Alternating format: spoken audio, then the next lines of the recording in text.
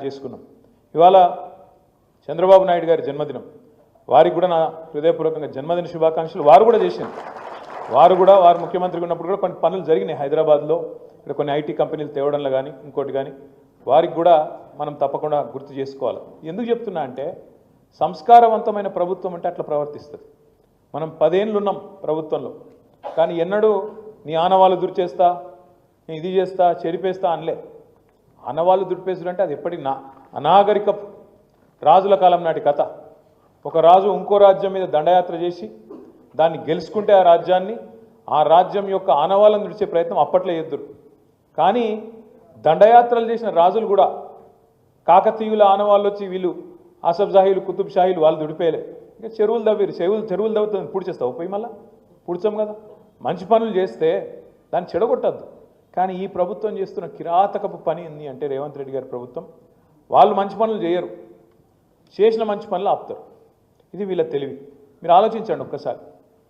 మనం ఎవ్వరం కూడా హైదరాబాద్ నగర అభివృద్ధికో తెలంగాణ అభివృద్ధికో, తెలంగాణలో పేదలకు మంచి జరుగుతుంటేనో అందరం కూడా సహకరిస్తాం, అందరం కూడా సపోర్ట్లు కొడతాం, అవసరమైతే ముంగటి వరుసలు నిలబడి మంచి పని చేస్తున్నారని చెప్తాం. కానీ ఏం జరుగుతుంది వాళ్ళ 16 నెలల్లో? వీళ్ళే కదా చెప్పింది 100 రోజుల్లో 6 గ్యారంటీలు అన్నారు. 500 రోజులైంది, 500 రోజులైంది, 100 రోజులు కాదు 500 అయింది. మరి 500 రోజుల తర్వాత ఒక్కటంటే ఒక్క హామీ అమలైందా? ఏదన్నా ఒక్కటి పూర్తిగా చేసినరా? ఒకటి, అది కూడా సగం చేసిర్రు. ఏది? Free bus. ఇక ఆ బస్సు అందం నేను చెప్పరాదు, ఇక మళ్ళీ అంటే మళ్ళీ నా మీద ఒక కేసు పెడతారు. కాదు పెట్టరు కానీ అలా మనమే చూస్తున్నాం. ఇదివరకు ఎన్నడూ చూడని విచిత్రాలు చూస్తున్నాం. మా ఆడబిడ్డలు ఒకరినొకరు సీట్ల కోసం తన్నుకునే పరిస్థితి. రాజకీయాల సీట్ల కోసం తన్నుకుంటే గమ్మత్, కానీ బస్సుల సీట్ల కోసం తన్నుకునే పరిస్థితి కూడా వచ్చింది. ఇవాళ ఆ పరిస్థితి వచ్చింది కాంగ్రెస్ ప్రభుత్వం వల్ల. అట్లాగే మీరు ఆలోచించండి, ఎన్ని కథలు చెప్పిండ్రు. 2500 ఇస్తా, ఇంట్లో అత్తుంటే అత్తకు 4000, కోడలుంటే కోడలకు 2500. నేను మొన్న మధ్యన సూర్యాపేట పోతే ఆడ మా జగదీష్ రెడ్డి గారు ఒక ఇంట్లో మా కార్యకర్త ఇంట్లో భోజనం చేద్దాం అని తీసుకుపోతే ఆడ భోజనం చేసినాక కూర్చొని మాట్లాడుతున్నాం. మా అమ్మగారు అని పరిచయం చేసిండ్రు. ఎట్లున్నారమ్మా అంటే బాగానే ఉన్న బిడ్డ అన్నది. అన్నాక మరి కొడుకు పెళ్లి చేసినావు మొన్ననే, యువకుడు తమ్ముడు, ఎట్లుందమ్మా మరి కోడలి పిల్ల ఎట్లుంది అన్న. ఏం కోడలి పిల్ల బిడ్డ, వస్తే ఒక తులం బంగారం తెస్తుంది అనుకున్నా, నువ్వు 2500 వస్తుంది అనుకున్నా, ఏది రాకపోయా అన్నది. ఆ కోడలి పిల్ల కూడా బాగా గడుస్తున్నది. అత్తమ్మ నువ్వు కూడా 4000 పెన్షన్ వస్తుంది అన్నావు కదా, ఏడబోయిందని ఆమె అంటుంది. నేను మనసులు అనుకుంటే అత్తకోడలకు మరి రేవంత్ రెడ్డి కొత్త అత్తకోడలు కూడా పంచాయతీ పెట్టింది. గా పరిస్తున్నది ఇవాళ. అంటే ఇది ఒక్కింటి కథ కాదు, ఇంటింటి రామాయణం ఇవ్వాలి. ఇక మీ బాధనైతే రంగారెడ్డి జిల్లా వాళ్ళది చెప్పరాదిగా. అసలు ఎట్లుండే కేసీఆర్ గారు ఉన్నప్పుడు 10 ఏళ్ళు ఒక్క ప్లాట్ కాడికి కానీ, వెంచర్ కాడికి కానీ, ఒక బిల్డింగ్ కాడికి కానీ ఎవడన్నా పోయి దాదాగిరి చేసి కూడా ఆ దమ్మున్నోడు లేకుండే. ఈరోజు గద్దళ్ళకి ఇంతకుముందు తమ్ముడు కరెక్ట్ చెప్పిండు, అదే షరాబ్ బండి పడిపోతే దానికి చుట్టూ మొత్తం ఎవరికి అందినంత వాడు దండకపోయినట్టు, దొరికిందే ఛాన్స్ ఆయన తంతే గంపల బుట్టలు పడ్డామన్నట్టు ఎవ్వలకు దోషింది వాళ్ళు. మీరు గమ్మత్ ఏమనిపిస్తుంది అంటే కొన్ని మాటలేమో పెద్దగా చెప్తారు. హైడ్రా ఏంద్రాబాయ్, హైడ్రా అంటే హైడ్రాతోని ఆస్తులు కాపాడుతాం. ఎవరి ఆస్తులు కాపాడుతావు? హైడ్రాతోని ఆస్తులు కాపాడుతాం. ఎవరి ఆస్తులు కాపాడుతారంటే పక్కా కాపాడుతారు. పొంగులేటి శ్రీనివాసరెడ్డి ఇల్లు మాత్రం ముట్టరు. ఏది చెరువుల FTLలున్నా శ్రీనివాసరెడ్డిది ముట్టరు. పట్నం మహేందర్ రెడ్డి నట్టనడమ చెరువులో కట్టినా ఆయనదేం కాదు. KVP రామచంద్రరావుది చెరువు మీదనే ఉన్నా ఆయనది ముట్టరు.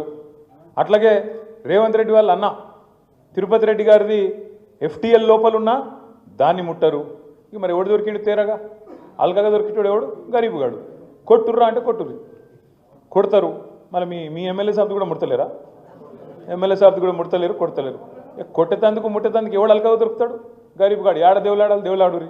ఒక బస్తున్నది, ఇందులో గరీబు గాళ్ళు వచ్చారు, వాళ్ళు వేసుకున్నారు, ముడిసారు. కొట్టుర్రా అంటే కొట్టురు. ఏం చేయాలి మళ్ళీ? కింద మళ్ళీ ఎవరికో లాంచాలు, రకరకాల కథలు, కార్యక్రమాలు మీకు అన్నీ తెలుసు.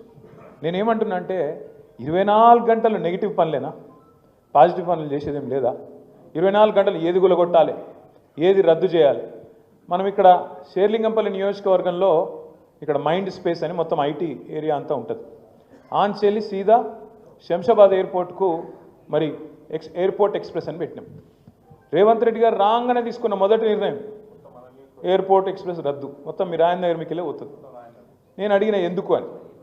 ఏం లేదు అలా మీ భూములు ఉన్నాయట మధ్యలో ఇది నాయట ఉంటే ఎక్కడో చెప్పురా పోయి నేనే తిరుగుతున్నా నాకే తెలియదు ఉంటే నాకు చెప్పని నేనన్నా నేను అడిగిన మెట్రోలో ఫోన్ చేసి అడిగిన ఏం పుట్టింది ఆయనకు టెండర్ కూడా అయిపోయి కొబ్బరికాయ మేము సార్ వచ్చి శంకుస్థాపన చేసే 2 ఏళ్ళలో ఒడిచిపోతుంది ఎందుకంటే నా ల్యాండ్ ఎక్విజిషన్ కూడా లేదు సీదా మంచిగా ఆ రింగ్ రోడ్ ఎంబడే అప్పుడు రాజశేఖర రెడ్డి గారి టైంలో దానిలో కారిడార్ పెట్టిర్రు మంచిగా అందుకే ఘాటు పెట్టినాం తక్కువ ఖర్చుతోని మంచిగా సౌలభ్యం అయిపోతుంది రాంగా పొంగ ట్రాఫిక్ పెరుగుతుంది కట్టేతందుకు కూడా 2-3 ఏళ్ళు పడుతుంది దెబ్బ నొడగొడదామని పెడితే అందులోనట నా భూములు ఉన్నాయని చెప్పి రద్దు చేసినట్టు అంటే ఇక మరి తోవెంబడి ఉన్న వాళ్ళ భూములన్నీ సంగతి ఏంటి మరి ఇప్పుడు కాంగ్రెస్లో భూములు కూడా తీద్దామని లేని ఉన్నాయి అంటే ఎంత పాగలు ముచ్చట అంటే రాగానే ఒకరోజు ఫార్మాసిటీ రద్దు ఒకరోజు రద్దు అంటారు మళ్ళీ తెల్లారేదో 4th city future city AI city ఇంకేదో స్కిల్ సిటీ ఇది ఒక దిక్కు నడుపుతారు ఇంకో దిక్కు మూసి అంటారు మరి ఇవన్నీ చేసేందుకేమో పైసలు లేవట